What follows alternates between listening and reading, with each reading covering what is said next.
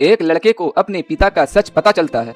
उसका पिता उसकी बीमार माँ की नर्स के साथ रिश्ते में है। वो अपने माँ को सब बताने ही जाता है, तभी नर्स और पिता अचानक कमरे में आ जाते हैं। उसे डांट कर बाहर भेज दिया जाता है। काम में दखल मत दो। लड़का मजबूर होकर बाहर चला जाता है, लेकिन शायद यही वो पल था जिसका इंतजार किसी और को था। अगले ही दिन माँ के कमरे से दर्द भरी गूंजें चीखने लगती है। नर्स कहती है, मैं दवा दे रही हूँ, पर लड़के को उनकी बात पर बिल्कुल यकीन नहीं होता। पिता उसे जबरन कमरे से बाहर कर देता है और कुछ ही देर में खबर मिलती है, माँ अब नहीं बचेगी। डॉक्टर ने तो 6 महीने का वक्त दिया था, फिर ये अचानक कैसे? लड़का सोचता है। यहीं से उसके अंदर शक और नफरत जन्म लेने लगती है।